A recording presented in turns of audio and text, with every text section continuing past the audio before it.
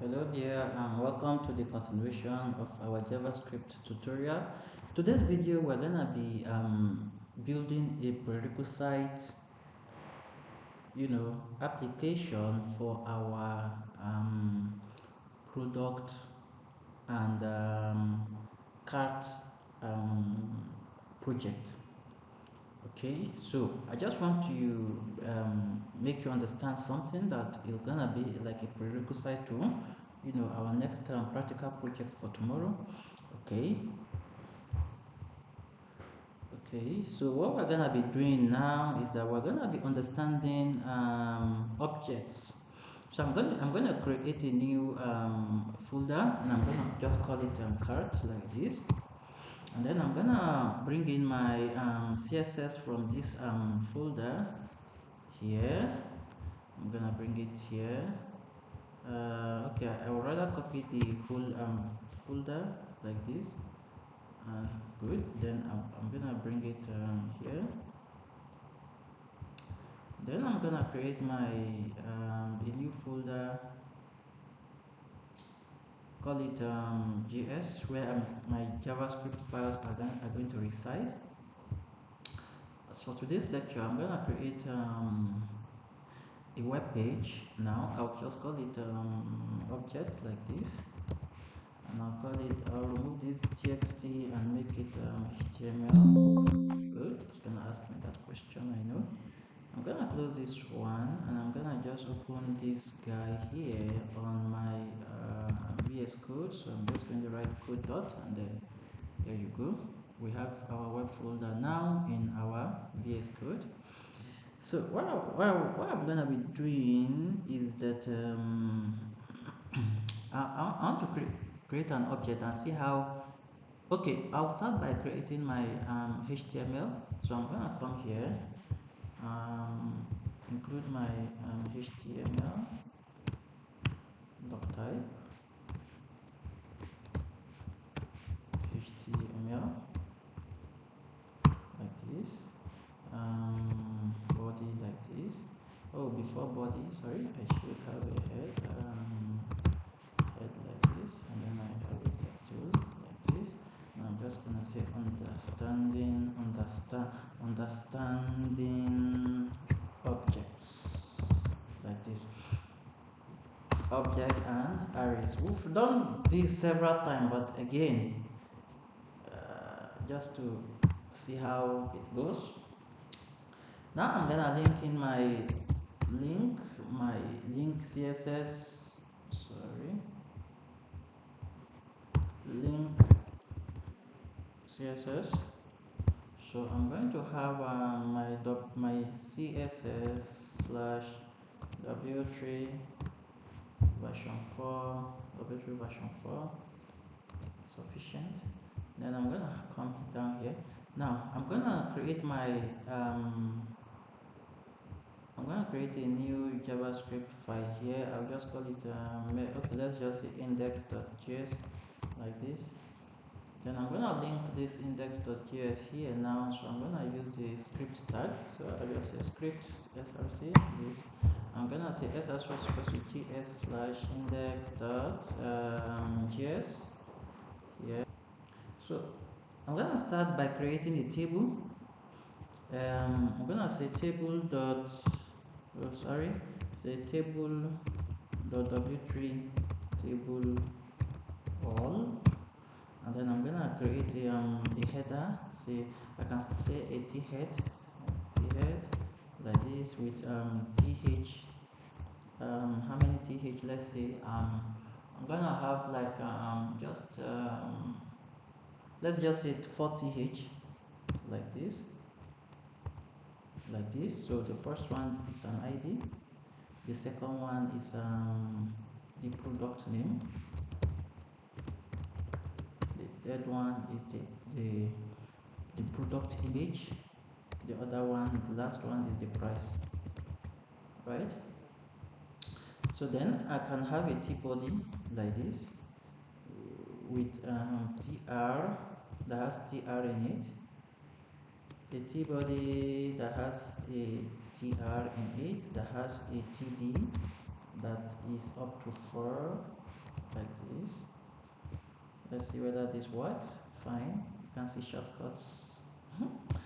Okay, so I'm gonna have something like this, and then I'm gonna have like let's see, conflicts like this, just for an example. Conflicts, then the image will come in. Let's assume I have an img src, sorry, src is equal to, I'm gonna look for a complex image now, and then maybe this, I'm gonna style it to have a width of maybe 140 pixel and a height of 140 pixel, for example. And then lastly, I'm gonna have the price maybe to be maybe 600 naira, 600 naira, for example. So this is just an example, right? You can see this is just an example. So what I'm trying to pass through today is that instead of having it, I just had coded this. You could have this data stored in what? An object. And then you can now dynamically create your table, as we have already shown in our previous lessons. So I'm just giving you an insight so that you see that in our next tutorial now, we're going to have a product card page where we're going to have our products all stored in an object, and then we're going to have them displayed on the product page, and then we're going to have a cart, and then we're going to see how you can dynamically add items to your cart and somebody can be able to check out. Okay, so again, if I want to represent this data in an object, so again I'm going to have something like variable products, of course, because there could be many rows in that table. So then my product holistically will be an array like this. It's an array because each row will be represented as an item in that array. Each row will be represented as an element in that array. Remember, an array is a data structure that can combine several kinds of data in one variable name, right? If you remember. So this time, this array is gonna have several objects, and each object is what? Is a row in the table. So in that case, if each object is a row in the table, then that means each object must have a definition for ID, a definition for the product name, a definition for the image of the product, and the price of the product. So in that case, each object now should have an element for ID, element for product name, element for image, and element for price. So for example now, okay, again I said we're gonna pick let's look at if we could go to google.com. Let's look at Google Images, if we can get conflicts. Second flex. Okay, let's see if we can have, okay, good, we can pick this URL.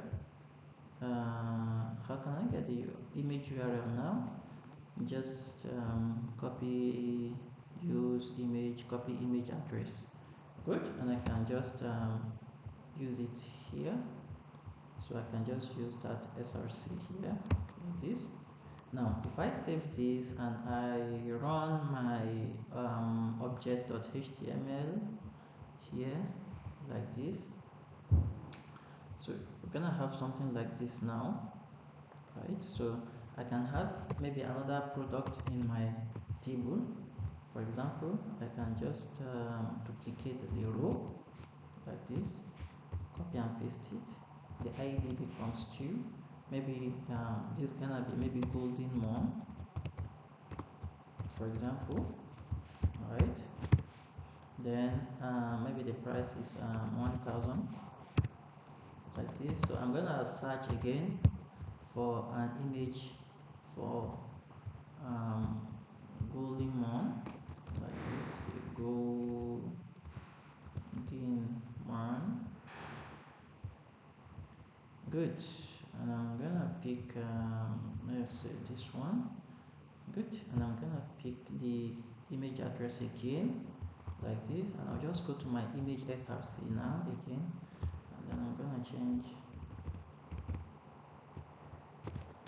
paste it. Yes. So if I go ahead and refresh my table, you're gonna see an entry now for golden one. So this is more like our product. And then now what we want to do is I want to convert the whole of these two rows into an object, right? Already we already in our previous tutorial we learned how to convert from object to a table with just one function called the update table. In fact, we can still bring that function here. But then if I want to convert these two rows of my table to an object, again I started by creating an empty array for the products, and then I have each two objects now. This object is like element 1 of the array, and this object is like element 2 of the array. Of course I have two rows, so I don't need the fourth, the third and the fourth. Like this is okay.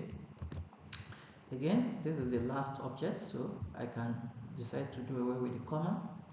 Again, I need an ID in the first row is 1. Then I now have the name of the product. In the first row we have it as crumb flakes. You can see that when it was a number I didn't put it in double quote, but now it's a string, it has to be in double quote. Then the next thing is that we have the image, so I put it in double quote again, the image URL src. Then the last thing is that we have the price, which we set to what, 600. So again I'm gonna copy the image, this image src here, from here to here, and then I'm just gonna copy it and I'm gonna paste it here like this, right? Then I'm just going to duplicate this because I don't want to. I'm gonna duplicate this row here like this and just change 1 to 2 cornflakes to golden morn, like this. Then I'm also going to change the image and the price. So let me start with the price. Then I'm gonna copy the image for golden morn like this, and then I'm just gonna paste it like this.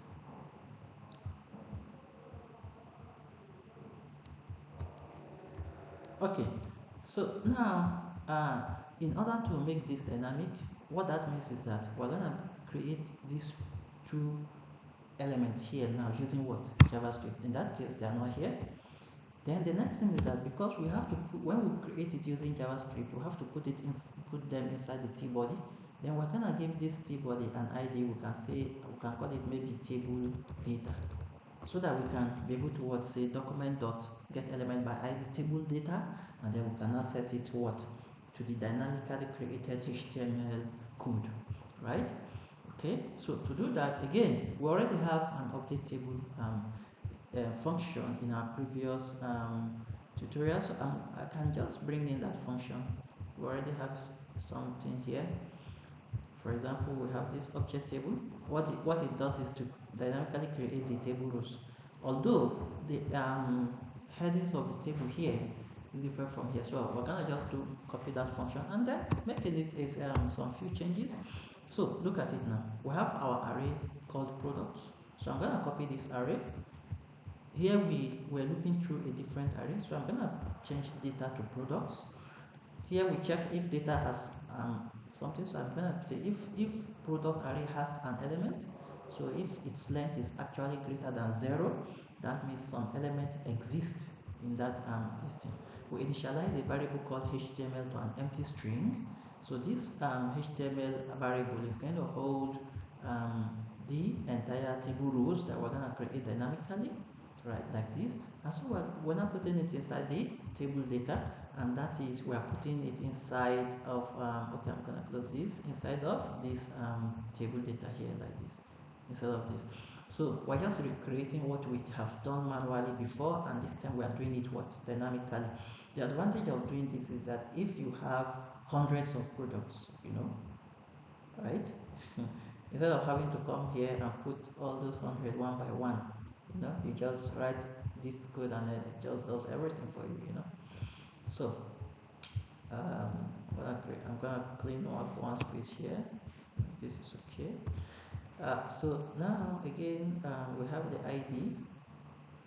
If I want to maintain this ID, I can maintain it. If I want to maintain this ID here, the counter here, I can as well maintain it.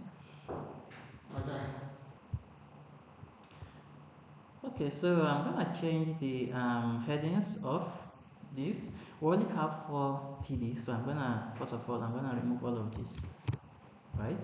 Then the first element we have is name, right?